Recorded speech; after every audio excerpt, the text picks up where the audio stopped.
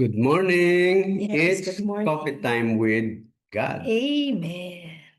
Okay. Our gospel reflection for today, the cost of being a disciple, taken from Luke 14, verses 25 to 33. Let us pray. Come, Holy Spirit, I need you. Come, Holy Spirit, I pray.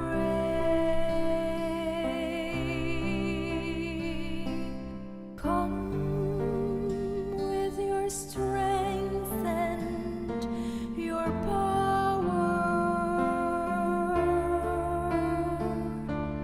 Come in your own special way. A reading from the Holy Gospel according to St. Luke. Great crowds were traveling with Jesus, and he turned and addressed them. If anyone comes to me without hating his father and mother, wife and children, brothers and sisters, and even his own life, he cannot be my disciple. Whoever does not carry his own cross and come after me cannot be my disciple. Which of you, wishing to construct a tower, does not first sit down and calculate the cost to see if there is enough for its completion?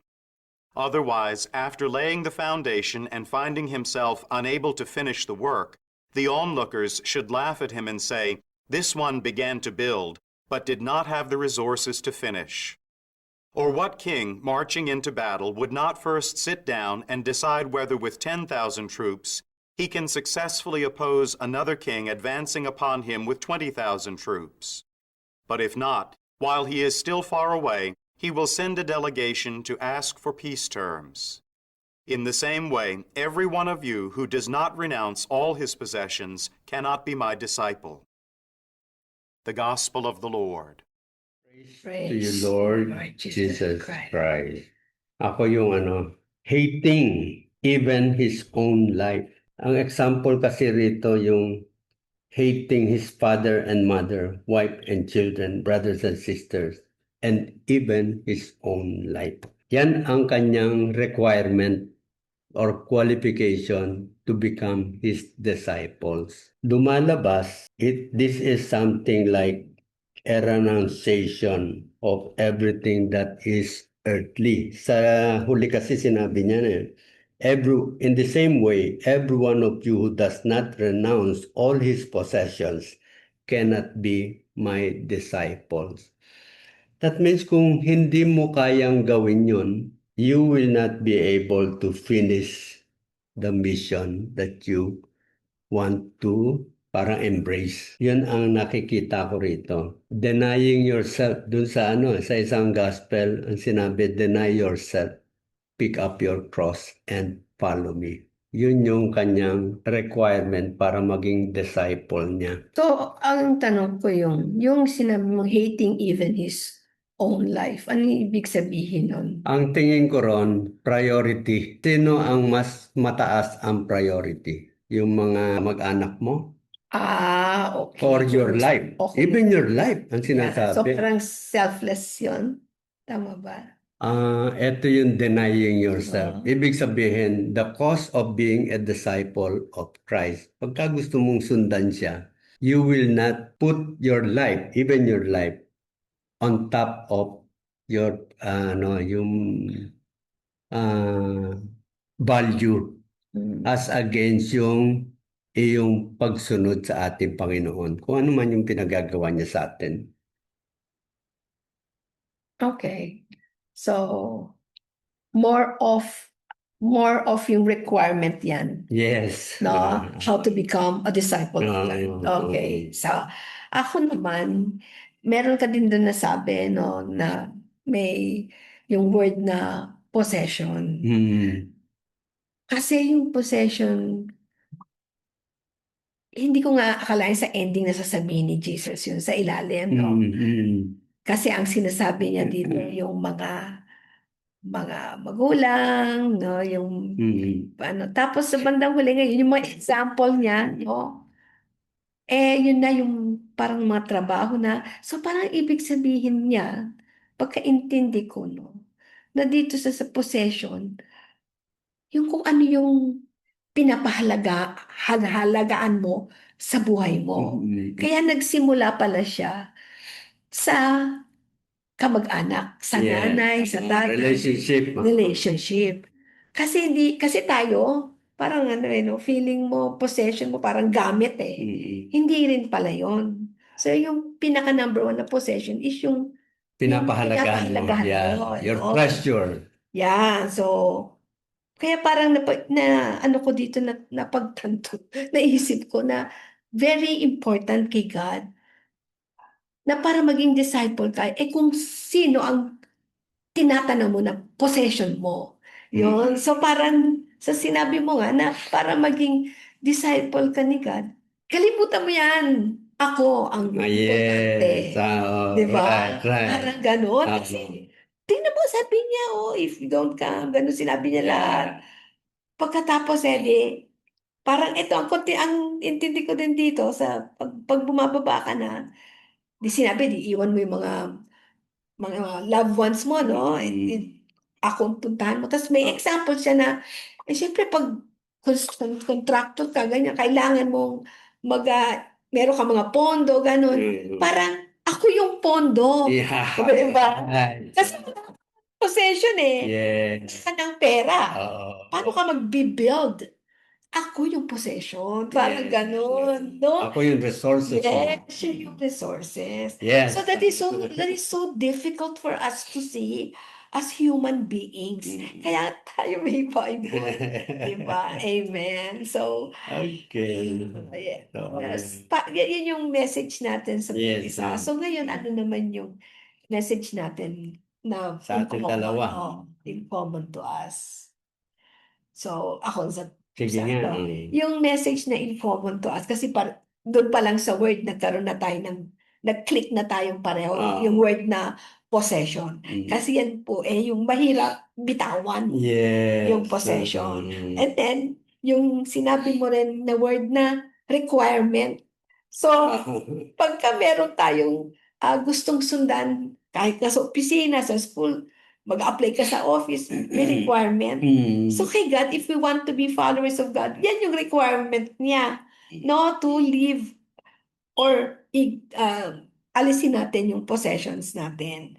And last din, nasa sinabi mo na nag-agree din ako, yung hating his own life. It doesn't mean na yung I hate myself. Hindi ganon. Ibig sabihin na kaya mong huwag gawin yung gusto mo para sa ibang tao. Parang, kunyari, example na lang sa mga bata, no, yung mga anak, gusto mo kunyaring kumain, no?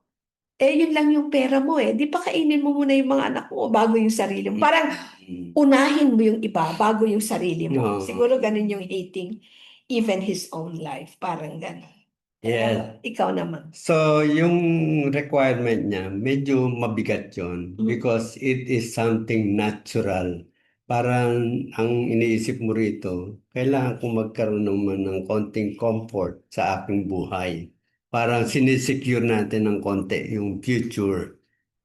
Pero ito napakabigat because even your life, ibig sabihin, mangunguna pa rin yung ating mission. Kung tayo ay meron na talagang ina-embrace na mission.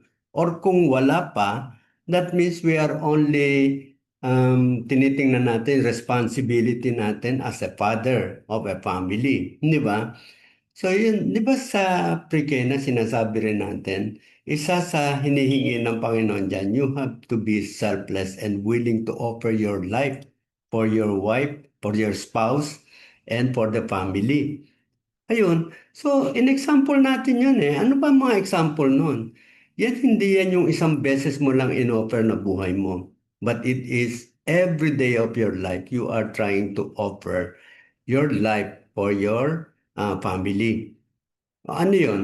Yung prinsipyo mo, yung iyong pangarap, yung iyong sariling freedom na gusto mong gawin by yourself, puro sarili mo yun That means kalimutan mo ang sarili mo, but look after the needs of your family first. Alam mo, Offering na yon na yeah, buhay.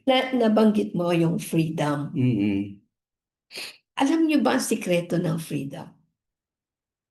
Is surrendering everything to God. Oh, yeah. Yes, kasi pag sinurrender mo na lahat ng problema mo kay God, free ka na kasi si God na ang bahala.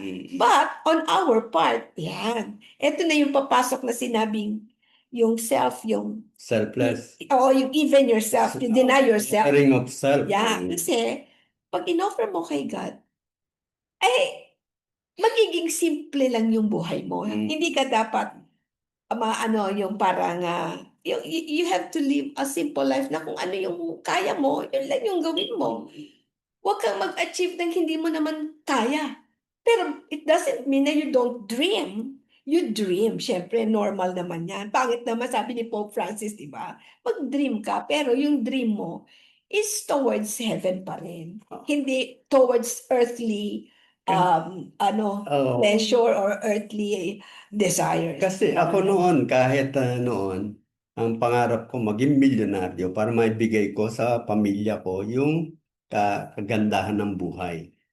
But now I realize it is not the treasure or yung a luxurious life that would make us happy.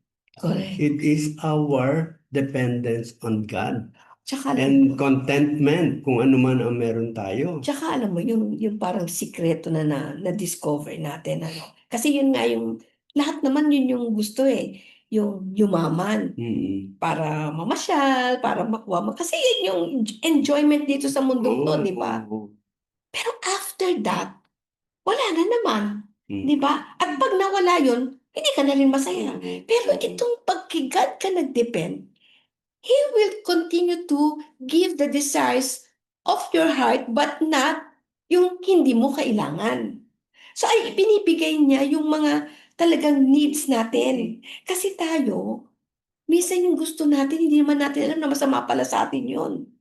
No? Kaya lang, gusto natin Kasi para ma-please natin yung sarili natin.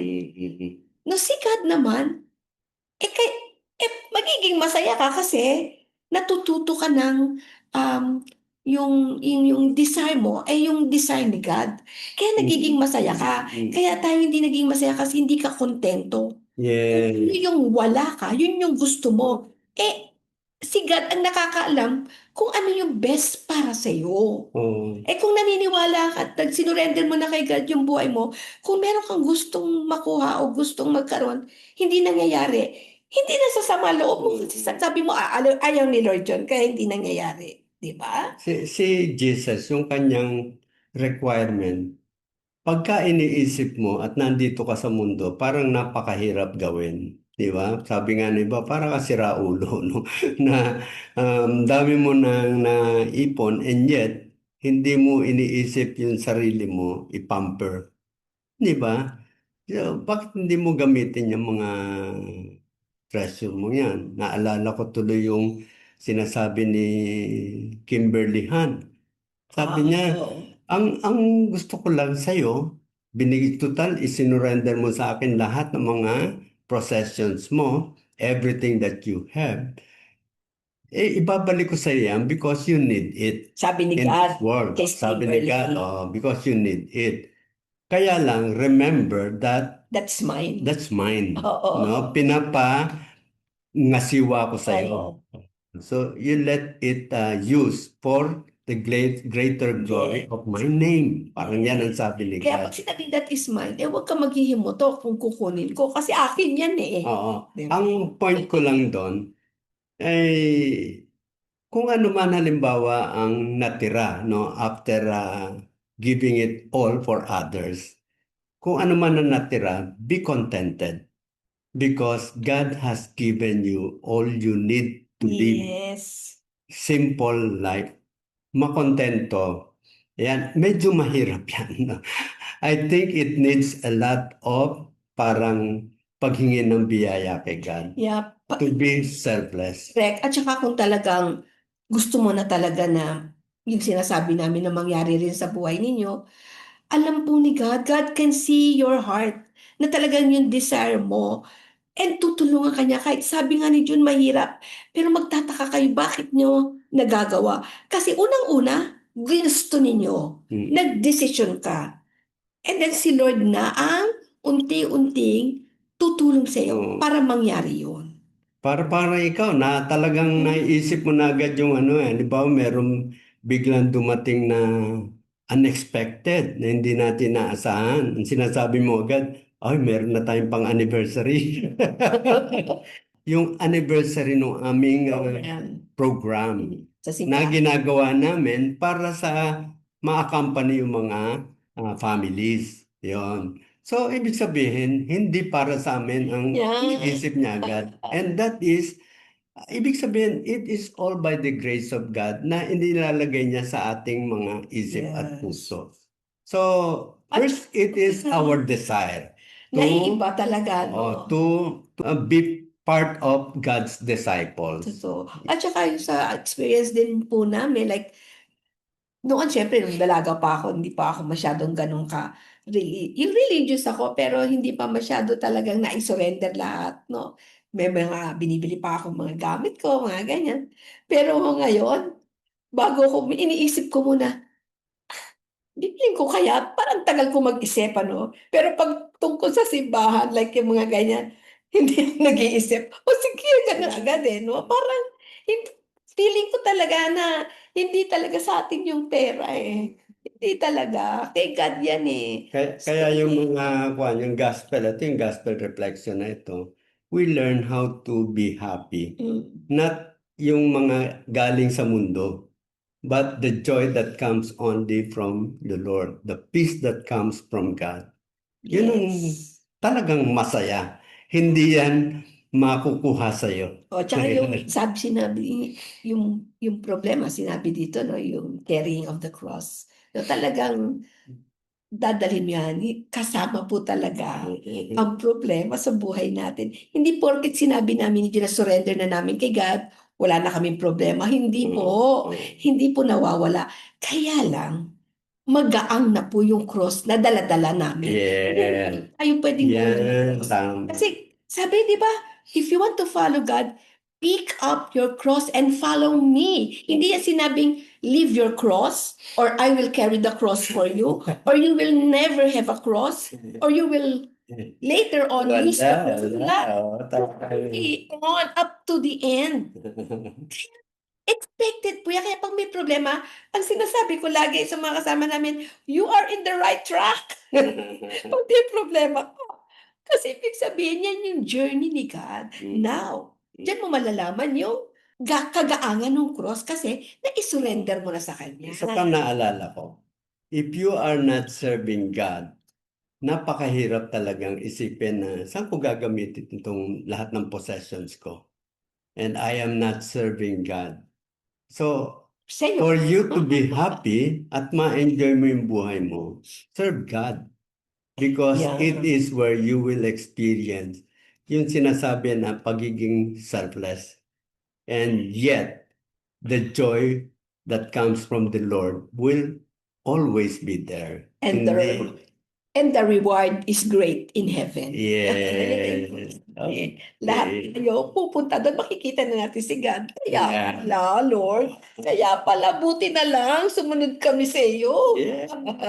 Amen. So, see you again tomorrow in our coffee time with God.